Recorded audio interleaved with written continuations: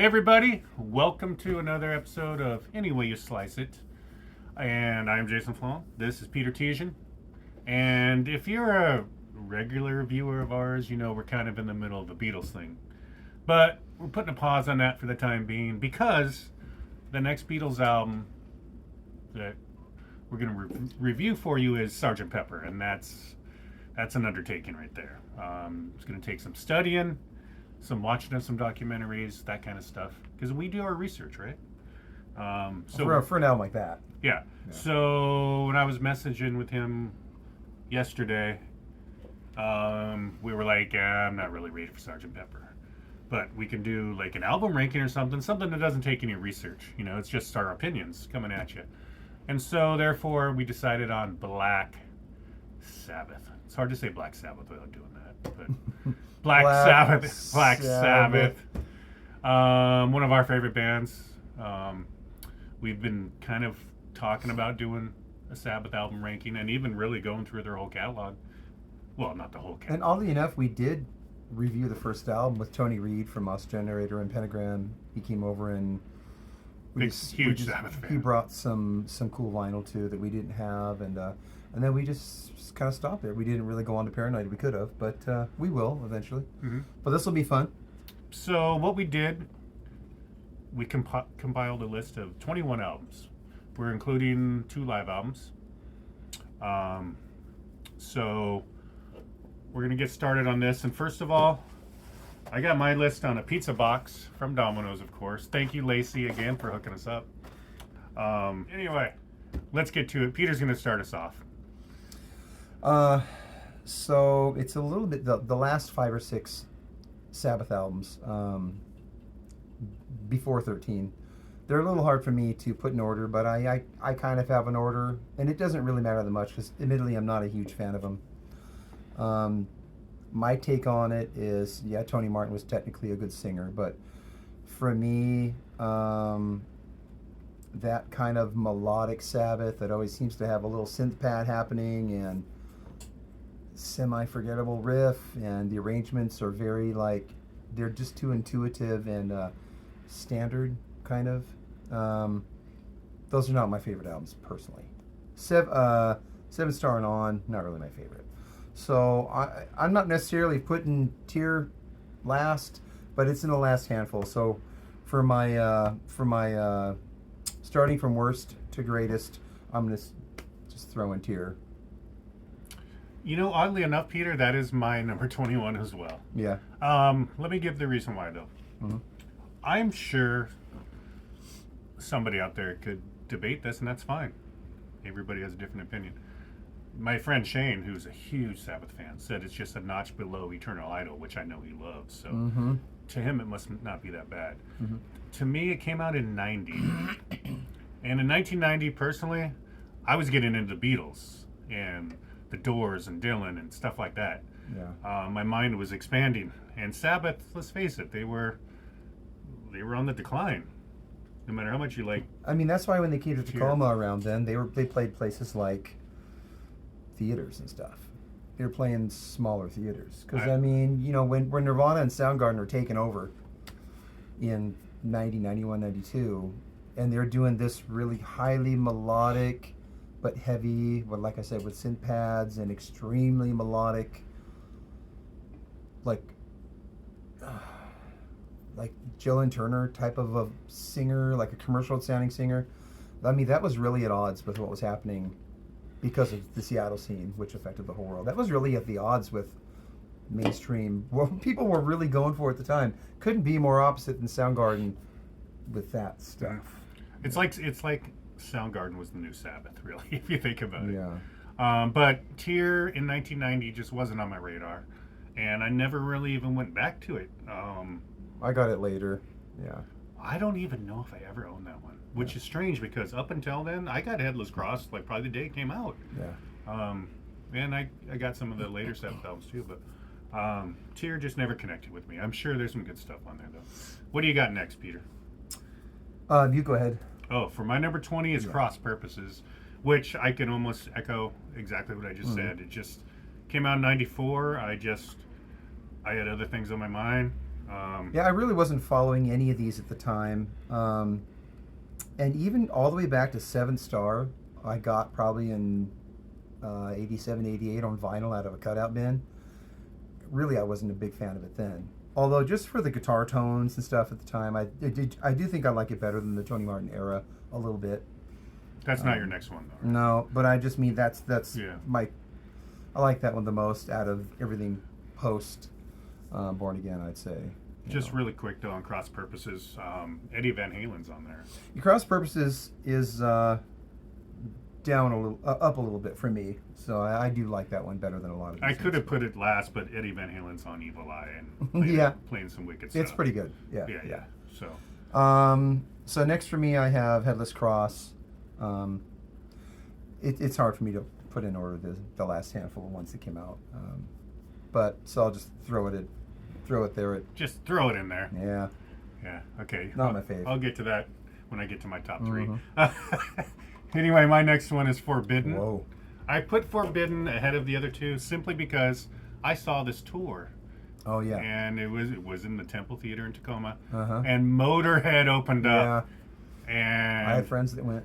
that was one loud motherfucking show, I'll tell you. Motorhead, oh my God. Yeah. My ears were literally ringing for weeks. Yeah. But yeah, it was cool seeing Iommi, up close in the theater. And of course, Lemmy. But Forbidden, it gets a bad rap, that's for sure. Ice-T is on the opening track, which kind of is not very Probably why it gets not a bad very rap. appealing at all. Yeah. Get a Grip's okay. There's some good, decent stuff on there, but nah, it's my number 19. So next for me is Forbidden, and yeah, not my favorite. Next. You're forbidden to say why. Yeah, just there's not much for me to say about it. My number 13, or my number 18 is 13. 13 being the album with Ozzy. I don't know. It just sounds like they're trying too hard. They got all the to be pieces honest. together of sort of what Sabbath was, but without that fire. The opening track is an absolute ripoff of the song Black Sabbath, which I mean, come on, the three notes, and Yep. God is Dead's okay. I mean, they're definitely trying to sound like they used to sound. Yeah. And they kind of succeeded, in a way. but without the rawness, without the fire, without the originality. Yeah. So it's my number 18. Doesn't suck, None of the albums I'm about to talk about don't suck, Some of the ones I talked about. So. Okay. I'm talking about the ones coming up. They don't suck for me. So next for me is Eternal Idol, and back to you, Jason. Oh, well, I'll have more to say That's about really that. all I have to I'll say have more about to say it. To about me, that. it's not a much different than these other ones that surround it for me personally. I know it's a special one for you, but what do you got next? Counting down, of course, my number 17 is Headless Cross, which he just talked about. I do like it probably a bit more than him just because I remember having the cassette, and 89, summer of 89, that was like in my player a lot. Yeah. Devil and Daughter, the title track, When Death Calls. There's some good stuff on there. It's not like, I don't sit around randomly thinking I'm going to put on Headless Cross right now. See, it's before Screaming Trees and Soundgarden took over your brain for a while, probably, huh? Yeah, it was before. Right, yeah, that's exactly it, though. Yeah, It came yeah. out in 89, Yeah, so... yeah. And like I said, in 89, 90, I started to get into Dylan and things like that. But it was the last Sabbath album that I was, excited to get. And because I liked the album before it so much, Yeah. which we're going to get to in a bit. Yeah, number 17, Headless Cross. So for me, next I have Cross Purposes, and I do like this one a bit more. I don't really know why. It rocks fairly good for me. Because EVH is on it. It can't compare to the earlier stuff, but Geezer's on there, too. Yeah. Okay, Cross Purposes. To me, it's a little better. And like I said, I don't know why. I don't play these albums too often. So I always thought of it as, I'll put that one on before I put on some of these others, but Evil Eye is good, yeah. Okay, so What you my next one at number 16, I'm going to go with Live at Last. We'll throw the live album in there. Now, if you're just talking about songs, this is top 10. But, it's a live album. they threw out with there. masterful performances and a really No, cool, it's incredible. realistic recording. It's that I love. incredible, Yeah, but natural recording. you know, It's one of my faves. to me, it's a Black Sabbath concert album. So Yeah. I appreciate what they did studio wise more than that, but it's fine. There's nothing wrong with it at all. Yeah. All right. So next for me, I have 7-star, and I only put this one above the others. Originality, the song form, it's very expected. It's where they really started being kind of like going for a radio, Britney Fox hair, and well, before Britney Fox, I suppose, but just a modern, polished Britney Fox hair. keyboard synth, but heavy commercial vocal style. It really starts on that album, obviously, and I just because of the sound of it, because it's 85, and the further you go back with technology and the way the instruments sounded, I do like the sound of the album a little better than some of these others. And it has Eric Singer on that one. Yeah. He's And Glenn Hughes. He's always got a good feel, I really liked him in Badlands. So 7-star for me. What you got? My next one is 7-star, oddly enough. Yeah. Same things he said, except I do have, again, I have the cassette. And let's keep in mind, this was originally a Tony Iommi solo album. Yeah. But the label was like, no, we're putting that Sabbath name on there. Mm-hmm. So, Black Sabbath featuring Tony Iommi. Their Turn to Stone is a great fucking song right there. There's some good stuff on there. Heart Like a Wheel is cool, kind of a bluesy thing. Glenn Hughes, of course, the second Deep Purple singer who was fronting a Sabbath album. Mm-hmm. We'll get to that in a bit. It's almost like that album accidentally derailed the sound of all the Sabbath albums to come after that, because it wasn't going to be a Sabbath album. It's just going to be whatever you wanted to do. And he thought, well, if we're not going to do Sabbath, I'm going to do something that's going to succeed in this MTV radio era, right? That's probably what he's thinking. I'm going to put together some good stuff, but it's going to be commercial. And so, therefore, when they said, hey, let's make it Sabbath, he's like, okay, well, let's call it Sabbath. And then from then on, they just kept drawing off that, and then all the albums kind of sound very similar to that from that point on. What if he had found the right singer and said, okay, well, let's make this Sabbath? I think, he found a singer he thought could really do it. Maybe he wasn't, obviously he's burnt out on trying to make Sabbath work at this point. Well, but what if he wasn't and found the right guy? Maybe none of these albums would have sounded commercial, not glam metal, but commercial hard rock metal, whatever it is, Yeah. You know what I mean? I bet Seventh Son just really derailed the whole direction. Kind of seems like it did. And it kind of just kept going from there. Yeah. What's that song? No Stranger to Love. That was a mistake, releasing the ballad as the first single. Video. Yeah. And decent. There's a video decent for that, song. huh? Yeah, but no, it doesn't work. Is that the one in that video where standing around in a fancy mansion or something, or? It might be. It's like black and white. It's black and white. Yeah, it's really moody. Yeah. Anyway. Probably not what the Sabbath kids wanted to hear. No, that's what I mean. Like, new Sabbath album, and then that's the video that MTV is like premiering or whatever. Yeah. Okay. All right. So my next one, I'm on number 14 now. Would be 13. 14 is 13. It's kind of like this is a 6 is 9. This is a Hendrix song or a love song. What's the love one? 6 is 7, 6 and 7 or something like that. That's a great love album. Love, yeah. Hell yeah. But 13. 7 and 7 is.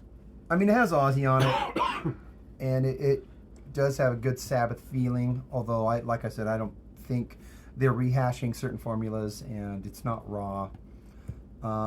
But he produced them in a way to like, hey, let's bring back these certain elements that made you guys what you were, and it kind of hits sometimes. I'll put it before the Tony Martin stuff. Just Ozzy's on it. Ozzy really doesn't sound too bad still at that point. So I put 13 to 14. Okay. What you got?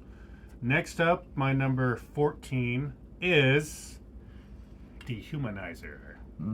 Okay, so really quick, starting right now, these are albums I really like. The top 14 I really like. I know the first dozen or so How do you even pick an order? They're all absolutely amazing. Especially the first 6. Yeah. It's like flip a coin time. First 10. But Dehumanizer was a great comeback. You kind of talked earlier about how 7 Star kind of derailed them. Well, this brought them back, at least if not for like a year or so. Dio's back. Same lineup as Mob Rules, right? Vinny on drums. Okay, so TV Crimes. We were listening to that, man, and before this. Just a great song. Computer got all that stuff. The album rips, man. I had it when it came out. It's a great album. I don't go back to it like I do, say, Heaven and Hell and Mob Rules, but it's a damn good comeback. Yeah, I thought it was at the time too, and yeah. Deserves more credit than I think that it gets these days. Mm-hmm. So that's my number 14. For 13, it's kind of hard to put this one in order because, I mean, unlike Jason, I do think the live albums are really important, and they are definitely part of the discography. And I know Jason's thinking they're not really. It's not an artistic statement like you didn't go in the studio and really figure out what you're going to do and make your statement. It's different, but it has that live thing you work from, that the energy from the crowd. It has certain things that studio doesn't. Of course, studio has things live doesn't. But so I put Live Evil at 13, and that's a great. It's interesting to hear him do the Aussie songs, and honestly, I love the way he does them. He does them like him, you know. We wouldn't want him to try to sound like Ozzy. He does it in his powerful way. Yes, fist pumping. Peace signs are gone. But I love it. I think Live Evil's a great album. So you know what? Live Evil's my number 13. He just said everything perfectly. We'll just leave it at that. What do you got next? Leave that back to me. Yep.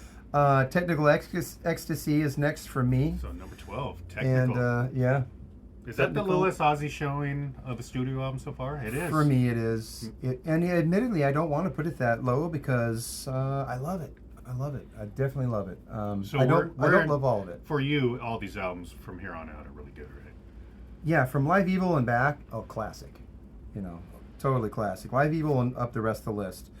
Technical Ecstasy, though, a lot of really good stuff. For me, the only problem with it is a couple songs just aren't as strong as the others. I swear, if it just had a couple songs that were up a notch, that would be a classic album like Never Say Die or something like that. But I do love it, though. Okay. Well, my number 12 is, drum roll please, from the drummer, The Eternal Idol from 1987. Yeah. The first album with Tony Martin. I did a drum roll. Yeah. The Shining, Ancient Warrior, just lost forever. Love that album. Fuck yeah. Earlier, we were talking, and I was talking about how much I love that album. And Peter's like, hey, I got an Eternal Idol shirt if you want it. So I was like, yes. I do have it around here somewhere. He couldn't find it. That's fine. Yeah. But a friend of mine gave it to me years ago, and it's a 2-color bootleg silkscreen shirt. It's cool, cross and stuff, and I'll find it eventually. Give it to you. Thank you. Yeah. I love it. I loved it when it came out. It's just a really good sounding album. Why is that one so different? I don't know. I can't explain it. It sounds very similar to those other ones to me. It's just where you're at in your life at the time it comes out. True. I was 16. Yeah. I had the cassette again. For some reason, Sabbath always had the cassettes. Mm-hmm. It's a really good album. If you haven't, give it a chance. Please do. When I originally got into Sabbath, Kiss was my first band where I went and got everything. And then Sabbath was my second one, I think. And this is the back of the standard, the cassettes. This is the information you'd see on the Warner Brothers and the CDs from the 80s. And then this is the way, as a poor kid, the Dorchester Holdings, the cassettes that were everywhere at Payless, they were cutout bin cassettes. And they were courtesy of Dorchester Holdings. I think it was like a tape and then later a CD club in Europe. So this is the way I was able to afford, but they were cassettes. I do have some of the albums like this. When I see them, I'll pick them up just for nostalgia. Mm-hmm. But that's how I got them all for $2 each as I was investigating. And then I think Aerosmith was my third group where I went out and bought every album and got just crazy. Mm-hmm. That's a good feeling, to be so into a band. To find a new group. And finding, it's so hard these days though, because we're late. We love everything. Yeah. I remember we know it all. 6 or 7 years ago getting into Nazareth And it was like, oh my God, the floodgates have They opened. do. They have You know? at least a handful, half a dozen that are really good. Yeah, I love them. Yeah, Love them. Love them. I just listened to Rampant this yeah. week. Love it. Yeah, it took me that long though. It was just 6 or 7 years ago. I was like, Nazareth fucking rules. Yeah. So, anyway, is it my turn or your turn? I'm about ready to pull that with the Madonna. Which I've never really got Really? everything up to True Blue. I never. Up to True Blue? That's See, my sister was a big fan. So was she? yeah. I see Madonna in concert with Shane. I've seen pictures of her. All right, so my number 12 is Born Again, and I love Born Again.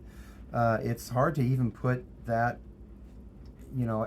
after some of these others, but it's an imperfect album. I think there's a slow tune, and there's another tune that's maybe not totally riff-tastic. Could have better hooks, but for me, I'd say 85% of the album is golden. I love it, and people will say that Ian Gillan didn't fit the band, but for that album, I gotta say I totally disagree. I think he rips on that album. I love Ian Gillan on that album. And there are some great, I pulled these out because there's a whole bunch of stuff bootlegged at the time in '83, probably because, I don't know, portable cassette decks were getting good at the time or something, but Reading Festival here, and then I got Stockholm '83, and they do some Deep Purple stuff, like they do Smoke on the Water. It's cool to hear, I think. Yeah. And I love his scream, so Born Again, it's a big one for me. More on that later. Yeah. My number 11, my first Ozzy album, besides the live album I mentioned, makes the list at number 11. What is it? Don't you ever say die, Peter. Okay. Never say die. Again, all these albums I'm naming. Never Say Die is so good. It's a great album. It hurts me that it's so low on my list. I love but it. It just has to be. I don't know. It's a happier sounding, really, Sabbath album than, at least musically. Going nowhere. Yeah. It's less riffy and more like almost song oriented, like, chords and stuff. It's a great album. It's a nice listen too, because you don't know that. I personally don't know the songs. Like Paranoid, I know every note. Never Say Die, the song. The Boys Are Back in Town. Kind of being in its major key, but it's one of the catchiest, most rockin', balls out, major key rockers. And that's what I mean by it's more song structure. I love it. It's suspended chords. There's no like, Iommi type of riffs going on. That song's great. To me, they pulled it off on that song though, and Hard Road is amazing. Hard Junior's Eyes. Don't. Boom, boom, boom, boom. So good. It's a really good album, It is. But the thing with Sabbath, their first 6 in particular are fucking masterpieces. It overshadows. Yeah. So, anyway. And they're all in a row, too. So it's like, it's just this masterful output for 5 years or whatever. It's crazy. And then they put out an album that's maybe just, 90% good, and it's like down. Oh geez, that's garbage. Anyway, what do you got in comparison? Next? So next, I am a Dehumanizer, and again, how do I put that so low on the list? I have it as number 11. I mean, God, it's really good. Most of the album for me is really strong, and they got Dio back. Dio sounds really, really good still, and the riffs are back. That guitar tone from Heaven and Hell, like when he takes a lead. That tone's back. I mean, how does that tone just come back all of a sudden? Like, where did it go for those couple hours before this? Like, what the fuck? But they're all back on it. And, of course, he's a great drummer, and Dehumanizer's great. And it was really fun when it came out. Got it on cassette when it came out. Me and all my friends were like, oh, man, that's the shit. And if they were lucky because they got that song in that movie, that was cool. So... That's a really strong one for me. No, the movie was lucky to get a Black Sabbath song. Yeah, but to get that promo out of the movie, that was. Okay, so we've entered the top 10. Top 10. My number 10. And I was mentioning this to Shane today, but we were texting about Sabbath. He's my Sabbath guy. Everybody has a Sabbath guy, right? Yeah. So Never Say Die and Technical kind of flip-flop for me. I'm going with Technical at number 10. Wow. Kind of like you said earlier, there's a couple songs that's like She's Gone is boring. That's Yeah. a boring song. It goes nowhere. It's all right. It's all right. Sounds like Elton John, really. Yeah, but both of those albums have a song or two that kind of bring it down. But to me, the songs that bring down Technical, they bring that one down a little more to me. You know, Yeah. I don't know. One thing I was listening to at Technical today, and one thing that crossed my mind is Dirty Women, Backstreet Kids, and Rock World Doctor. Ozzy pretty much ignored those songs during his solo career, right? Mhm. They're not on Speak of the Devil. Those songs are fucking great. Yeah. Those are classic Sabbath songs. Yeah. Gypsy's great. What's that? It's like You Won't Change Me. Mhm. Gotta like the. Oh yeah, that some of those chord changes sound like something on the first Ozzy album to me. Yeah, yeah. You know, I might have said this before, but when I saw Ozzy the first year I saw him at Ozfest, maybe it was 2000 or something, or it was the second to last year they did it, I think. And it was towards the end of the show, and they had a few songs left, and they were doing Dirty Women. And he did do it. Okay. Oh yeah, they did it. Well, it was reunion. Okay. You know, Oh. and so they did acknowledge that it was a killer tune later on. But so he was going, oh, dirty women, where he's kind of, and his voice just would not do it. And I don't know what episode I mentioned this, but he took that mic and fucking threw it down, Really? and boom, the whole place was like, and everyone was like, whoa. Was that White And River? he walked off. He was pissed. Did he come back? I think it was White River 2 years in a row, and that was the year that Priest opened, and Rob had just come back, and he came out the Eye. They opened up with Electric Eye, and it was an amazing day. But yeah, he got pissed during Dirty Women, and then the next year he came back. He was all in shape, throwing buckets of water on everybody, and his voice sounded great. So, but yeah, they know Dirty Woman is cool, but Backstreet Kids is the song for me. That's a good one, too. That's a great Yeah. fucking song. By the way, this is when Sabbath were really exploring with keyboards. I mean, they kind of, what's that song on Who Are You from Sabbath Bloody Sabbath? yeah. Ozzy wrote that in the kitchen, but they're cool keyboards. Isn't that Rick Wakeman They're too? cool keyboards. Isn't it Rick Wakeman? Uh, I could have swore it is. Rick Wakeman's on some stuff on Never Say Die, but isn't that Ozzy playing that? It could be. I mean, Ozzy wrote that line. But Yeah. Cool. But yeah, Technical number 10. What is your number 10? So number 10 for me is Paranoid. I know it's number one for everyone else, and I wouldn't say that. I'm not such a fan of the recording as I am, like, say, the first album. So those albums kind of compete in my mind, and I try really hard to not be like not liking Paranoid because it's the cool album to like. It's just that I don't really put it on. And admittedly, I am burnt on a few of the songs. You hear them in the car randomly at the right time. It's like, oh yeah, here's War Pigs. But I put Paranoid on the least out of all of the early 6 albums. I just do. It seems I like don't know. every classic band has the Burnout Factor album. You know, maybe Yeah. for Sabbath it's Volume 4 or 4, Yeah. or excuse me, Zeppelin 4. Pink Floyd, Dark Side, maybe. I don't know, but Yeah. for Sabbath, yeah, Paranoid, without a doubt. It's got the biggest classics on it, and it did so much for them to get them on Top of the Pops and all that stuff. But for me, although admittedly it's got all the good stuff on it, and my band even jams a couple of the songs at practice once in a while, but it's kind of low for me. It's 10, so Okay. sorry. So my number 9. Sorry, Black Sabbath people. Oh well, I'll make up. You'll make up for it. My number 9 is, if you listen to Fools, the Mob Rules. The Mob Rules. Mm-hmm. I mean, it's number 9, so you know it's fucking great. Yeah. I love it. Again, Sabbath have certain back-to-back albums that you could almost flip-flop.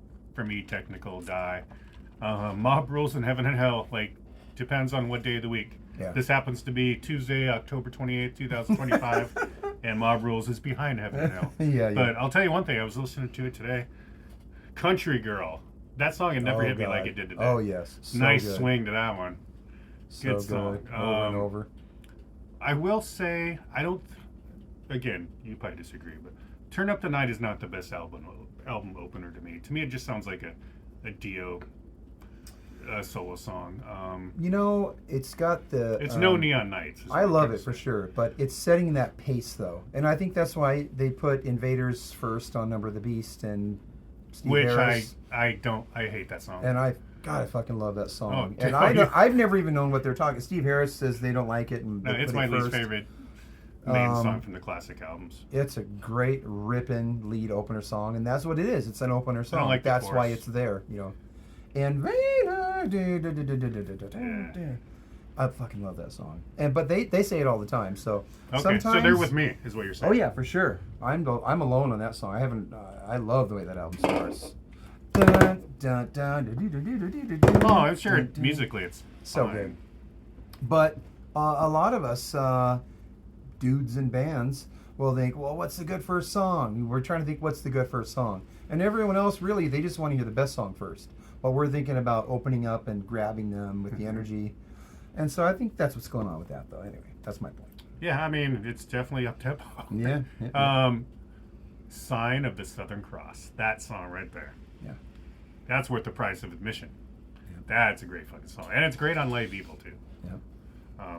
But yeah, Mob Rules is amazing. So what I have next, this is kind of silly because this is what's wrong with lists for me. So I have Live at Last before Paranoid.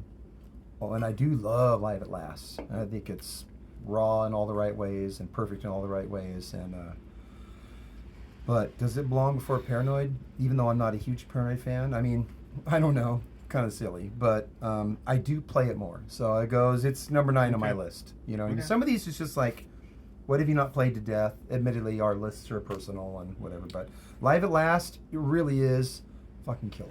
It is so good. I had a neighbor that used to tell me when I was getting into Sabbath, and I had a few cassettes, and I'm investigating, diving in. He's like, "Oh yeah, Sabbath. Oh yeah, I saw them live. Horrible band. Sounded horrible live." So I stayed away from the couple live albums for a long time. I bought those last, and when I ended up getting Live at Last as a Dorchester holding cassette off a cutout bin somewhere, You're like, I was amazed. Yeah. The moral of the story is don't listen to what your fucking neighbors say. Because it doesn't sound doctored up. Yeah. That's a great album. And of course, these days to get it, unless you get it used off eBay, you're going to get it on Past Lives. Yeah. Don't listen to what other people say. Listen to it for yourself. Fuck those peeps. Yeah, exactly. What you got? Like Peter's always told me, Heaven and Hell sucks, man. So Yeah, fuck that. finally I listened to it. I'm like, no, man, that's number the 8 first on my 6 list. albums, dude. It's number 8 on my list, Heaven and Hell. I think I already pretty much gave it away because I said I like it a little better than Mob Rules. Oh, okay. Heaven and Hell, incredible. Neon Nights and Die Young, I remember the videos on a local local show, and that really was a big part of getting me into Sabbath.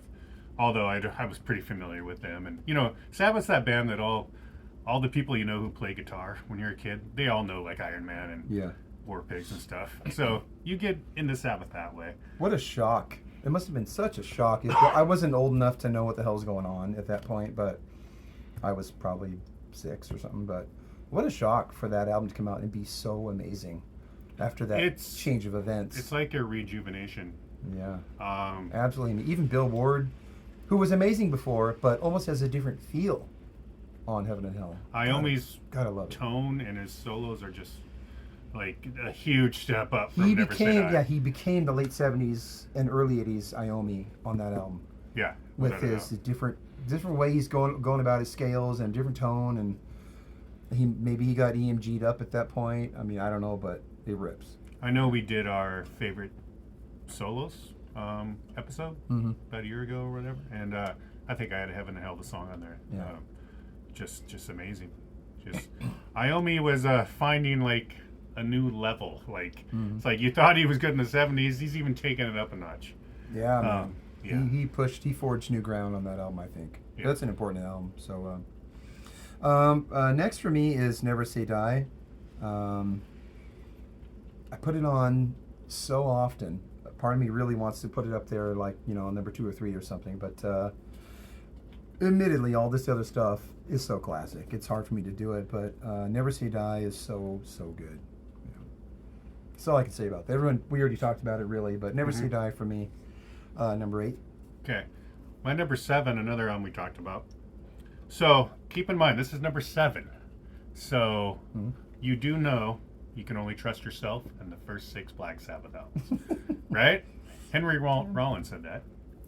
And it is true that their first 6 are untouchable. Yeah. And gee, I haven't said any of the first 6 yet. Oh yeah. But my number 7 is Born Again. That's right. My favorite Sabbath album after the iconic 6. I love Born Again. I love everything about it. Yeah. You are right that there's a few songs on side 2 that are Not perfect, no. but still, they're cool. Yeah. You know. Keep It Warm's one of them. Disturbing the Priest is awesome. Oh, yes. Side 1. Side 1, period. Trashed, Stonehenge, the instrumental, when Disturbing the Priest starts with that maniacal laughing and the harmonics, and oh my God, it's mayhem. Oh. And I want to say, people talk about that album sounding really bad, and I feel like everybody says that because who was it that said that? Geezer. Didn't Geezer say that? Said somebody in the Sabbath camp was really let down with the sound of it, but I think it sounds pretty good. It sounds exciting. It's there's more maybe verb on the drums than the couple albums before that. I don't think it's really a bad sounding album. It sounds like it. I mean, it's got a different sound, but I think it sounds pretty damn good. Tony's guitars, the tone of the opening solo to Digital Bitch. Yeah. Wow. Yeah. Amazing. 3 words for you, Peter. Zero, the hero. Yeah. Oh Yeah. yeah. Wow, what a riff. Oh my God. That's a good groove. You know, I've been talking about my friend Shane who loves Sabbath. So he met Sabbath on their one of their reunion shows. Yeah. 10 years ago, whatever.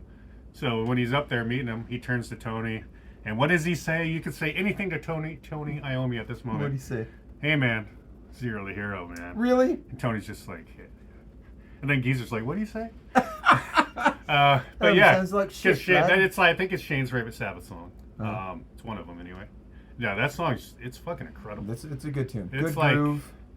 Man. Yeah. Ian's great on it. I wish he made another album with him. I love the stuff he did with him. That Scream fit really good with Sabbath, I thought. And the song "The Dark," instrumental. Yep. With, if you ever wanted to know what Satan's voice probably sounds like, listen to that song. And then Zero the Hero is born out of the song. It's so cool. Yeah. It's my number 7. I mean, I'm gonna, a little spoiler alert. From here on out, it's Ozzy albums. Yeah. My number 7 is Master of Reality, and it was the first one I ever got, and I got it from my dad in this fabled box of records I waited a couple years to get because I was getting into music. My dad said, hey, I'm going to hook you up with the records, but they're at my friend's house. And we went and retrieved his box of records from his buddy's house, and that was in there. And like a dumbass, sometime later that year or the next year, I traded it for Bark of the Moon on cassette, which was really exciting at the time. I mean, you got to admit, for a 10-year-old, Bark of the Moon was pretty fun at the time. Oh yeah. But I did re-get, and it was the flip top master. It was the original. I think it might have even been an import. It opened at the top. That version. Yeah. But Master of Reality, really every tune, such an interesting sound it has because they tune down like that. I mean, that's when they were really pushing. They did tune down. That's when they were really pushing shit and inventing. Yeah, it's the last album with Roger Bain producing. Yeah. So I do love that album. Yeah. So here's the thing. Anything we talk about now, it's perfection. Yeah. Like, how do you rate perfection? You pretty much have to throw a dart at the board and see what it lands on. Yeah. So from here on, it was just really what I listened to the most. Okay. I'm glad you brought that up. Because my number 6, we're in the big 6 now, is also Master of Reality. With that said, I can't sit here and say one negative thing about it. Yeah. Why is it 6? And I've seen a couple other Sabbath rankings over the years, and everybody says, ask me on a different week, the list will probably be a little different. Exactly. Because it's like, what do you do? Exactly. I'm pretty firm on my number 1, but other than that, yeah. Okay, so what do you got next? So for me, I got my number 6 is Heaven and Hell, and it's so strong for me. That reboot the band had there to me is just as strong as the first handful of albums with Sabbath. So, yeah, an amazing album.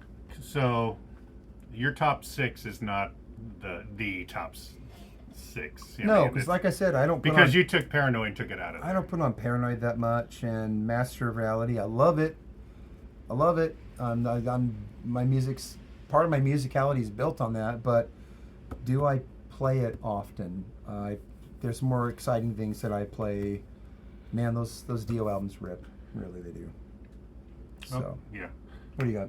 So my number 5 is Paranoid.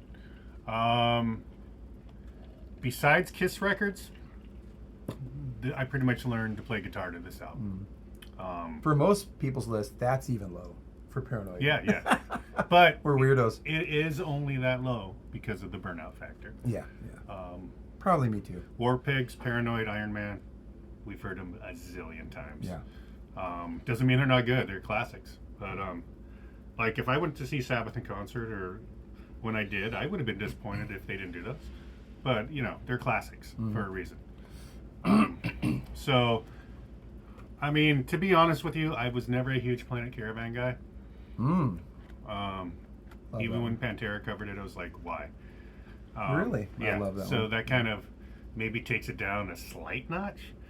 Side 2 is fucking incredible. I always wondered who sang that, but it's Ozzy. Yeah. Through a Leslie. Yeah, yeah, Electric Funeral, all that stuff. Hand of Doom. Yeah. I mean, it's amazing. I mean, it's my top 5 Sabbath album. I mean, come on, Yeah. get off my back Yeah. and my lawn. Well, okay, so I'm on 5. So my 5 is Mob Rules, and a lot of people will put Heaven and Hell first because it was the first one of the two, and there's something more fresh about that to them, especially if they were there at the time. I wasn't really there at the time, and I did get Mob Rules first, and I tried to judge them fairly between the two, but there's a heavy, really original sound to Mob Rules. It's just chunky and bass heavy and really warm and like tubey. I love the sound of the Mob Rules album and Falling Off the Edge, and there's just some stuff. That's a great one. That might be the one that's on your guitar solo. Remember that the guitar solo favorites? Was it? Maybe it was Falling Off the Edge. Was it? I thought maybe it was that one. Maybe Yeah. Southern Cross. I don't know. Oh. Sign of the Southern. But Mob Rules, way up there for me. The only reason why I didn't have that shirt in high school was because the cover looked so kind of morbid and ugly, and I didn't want to. That is, if you really study that album cover, obviously Satan's face is on there, on the cloth thing. I mean, Now I'm a big boy. Now I can not freak out my 6th grade teacher. But yeah, you're a big boy. You're allowed to wear Mob that shirt. Rules is an absolute favorite for me. No, so. it's. I mean, come on, it's prime Sabbath. Yeah. God, we're at top 4. This is it. It's sad, Jason. It's almost over. I'm going with the self-titled at number 4. Whoa. Peter and I and Tony Reed, who was here, we all worship this album. I mean, every album from here on out is just plain worship. Probably, besides Paranoid, the one I've heard the most, the one that I used to have the vinyl. Maybe and why it's down the list a little bit. yeah, it's special memories with it, without a doubt. Recorded in one day, and if you listen to it and think about that, it really blows your mind. Way bluesier, of course, but I love that. It shows where they came from, and there's hints of where they're going to go. And as Tony did point out, Tony Reed. recorded and done kind of in a day or two, but the Wizard, pretty sure it's the Wizard done at a session earlier. And thrown into this, but done at a different studio. So I think it's the Wizard. Yeah. Yeah. Released on Friday the 13th, February 1970. I love the album. I love the cover and the whole story behind it. There's a whole history behind that if you want to go research that. But yeah. And you can still visit that place today.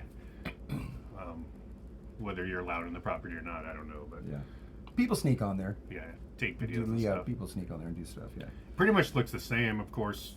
Not the, there's water and stuff. Of course, now it's in a front of it. beautiful area. It doesn't have this feeling at all. It's not too far you know, from Birmingham, I guess. Tony's been there.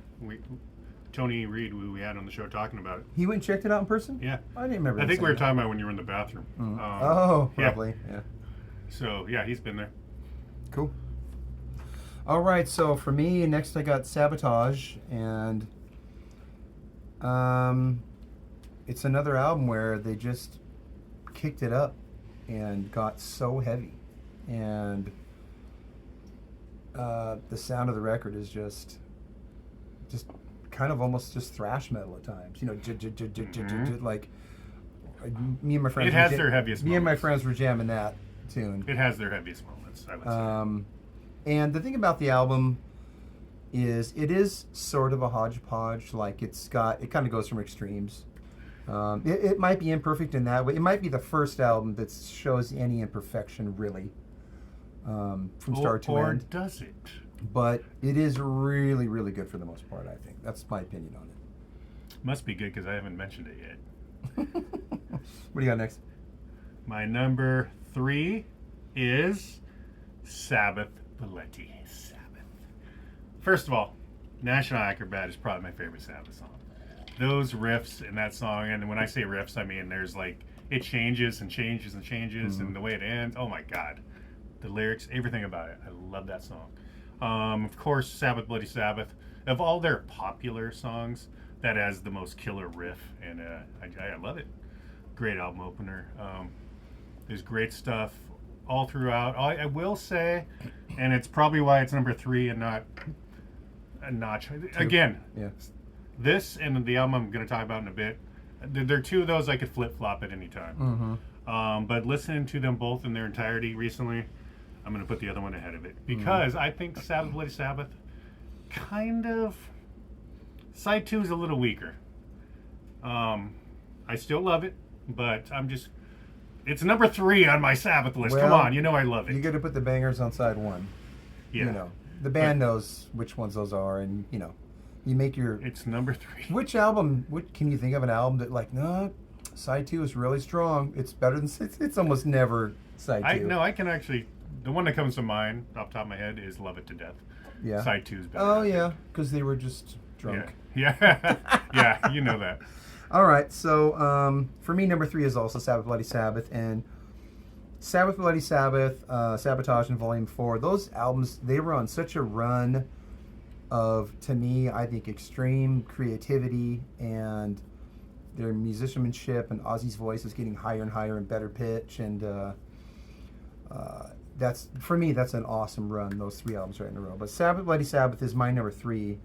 So what I'll do is I'll take my 2, and then you'll be able to be the big number 1 at the end. Ooh. So my number 2 is Volume 4, and I just always reach for Volume 4. That guitar sound that comes in, near, near, near, near, near, and Snowblind and everything.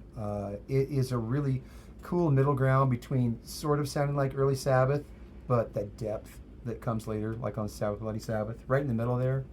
And I know it was a train wreck recording it. Supposedly they're doing lots of coke and What? Yeah. Sabbath?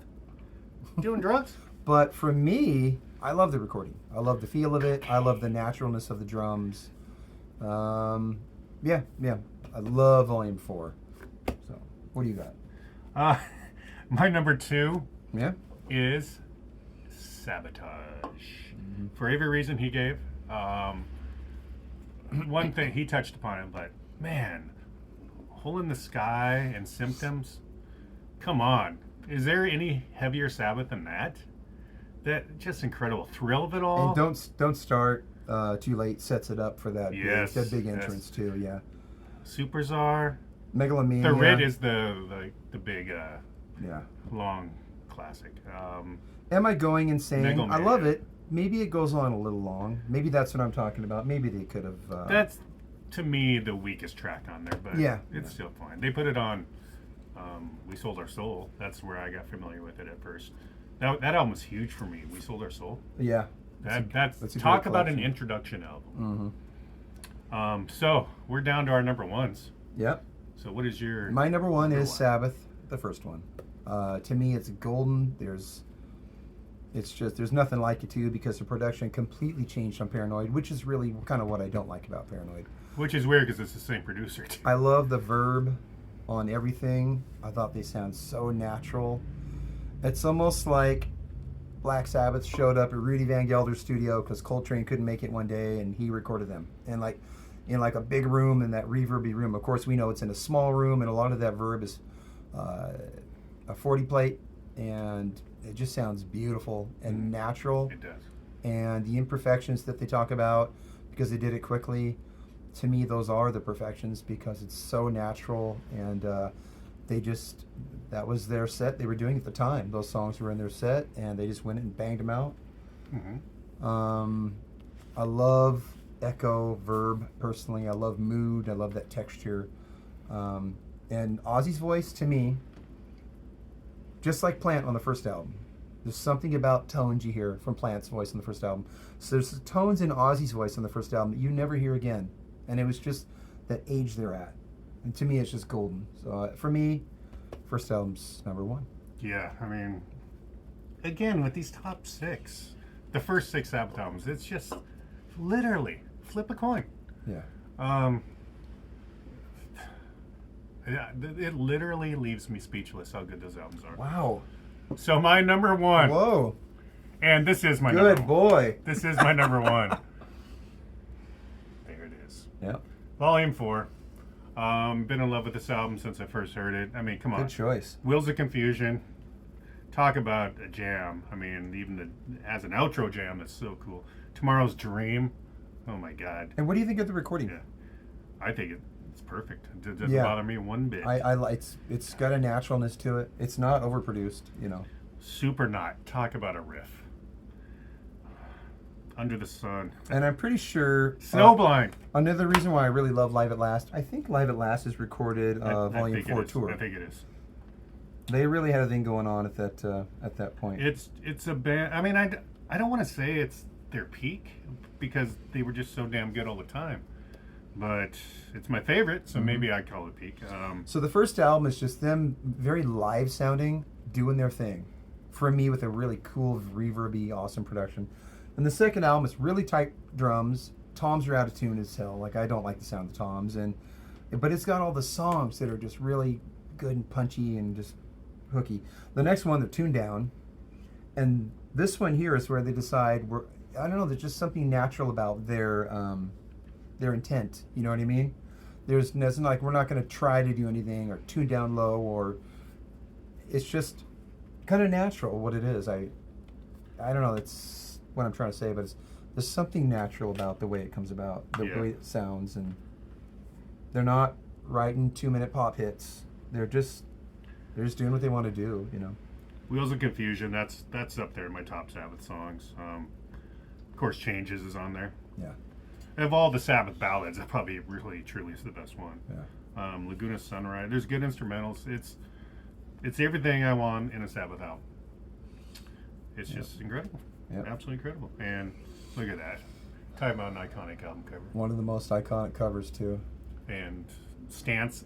One of the most iconic stances any frontman ever This does. one and Master of Reality. They're just so great on T-shirts and everything, because they're bold. And even though this is beautiful, this is great. Oh yeah. Still, you got to admit, And Paranoid. Come on, that cover's kind of dumb. these just look really good on album, on T-shirts, on anything. Just bold and just totally memorable. Totally cool. And then look what they did on the next album, Sabbath Bloody Sabbath. Great The colors. most too. evil album cover of all time. I know, it's another one where I was a good boy. I was a pretty good boy anyway. I didn't really want to wear shirts like that to school. It's like an orgy happening Yeah. on Satan's bed. Yeah. I think that was the original title of the album. They know what's going to sell albums. So Come on, people. Black Sabbath. If you've got this far, we know you love Sabbath too. Let us know your list. If not, we'll see some lists. Oh yeah, please do. It's up to you. You don't have to include the Tony Martin stuff. That's hard. It's hard. It's like, but maybe just like is your top 6 the first 6 Sabbath albums? Because those are widely known as some of the best albums of all time. Yeah. As far as metal is concerned, hard rock. But anyway, let us know and subscribe and leave a comment. You want to talk about that? I got this fun. This is one of the coolest Sabbath tributes, and what is this one called? Nativity in Black. That's right. I gotta say, Biohazard, White Zombie, Megadeth, Corrosion, Lord of this World. They do. There is like 5 or 6 really good. What have we got on here? 12 tunes. At least 5 or 6 really good versions. A handful that are okay, but there's some really good tunes in here. I was surprised. I got it because it came in a Sabbath lot of CDs I got off eBay one time, and when I put it on, I was surprised. I said Megadeth's really good and Corrosion's really good. Yeah, the 90s, a lot of good tribute albums came out. Yeah. Of course, there's Kiss My Ass, but there's that Hendrix one that came out, Stone Free. It was like the decade of tribute albums. Yeah. People were paying respects. I personally haven't heard that one. It's good. When I think of favorite Sabbath covers, I think of Screaming Trees doing Tomorrow's Dream or Faith No More doing War Pigs. But there's some good ones out there. But we know your favorite's Zach Sabbath. Zach Sabbath. That's cool. He's out there flying the flag, though. Yeah. You know. What about Mac Sabbath, the Ronald McDonald guy? Have you seen that? Oh yeah, that's talk about a novelty. Yeah, that's pretty funny. Talk about what's the word? Gimmick. Yeah. Yeah. You know, I gotta say Sabbath. about Zach Wild. I gotta say, it just occurred to me that I've always thought, well, he's taken that thing and it's marketable. He's doing his thing with it. Kind of like Jason Bonham. But I'll listen to Black Sabbath instead of Zach. But you know, I gotta say, for Zach to do that, to put his own music and his own writing just on hold for months and months at a time to go do tours and do Zach Sabbath, pretty cool. Pretty dedicated of him to be that dedicated to the Sabbath thing, really. Because he'll get on whatever festivals with, you know, his band if he wants to, you know. Yeah. So actually, I'd say that's pretty cool. Yeah. I mean, yeah, I'm sure it's good in the old pocketbook, but he loves the music. He's in Pantera now. Man, he just does a lot of stuff, doesn't he? I will say, when I seen Ozzy on the No Rest for the Wicked tour, Zach on guitar, obviously, I remember being blown away by that guy. Yeah. Yeah, he's fucking amazing. Anyway, but we've been talking about Black Sabbath, and again, let us know what you think. What are your favorites? At least top 10, maybe. You don't have to go crazy talking about Forbidden or something. Yeah. You know, we only included it because it was kind of mandatory.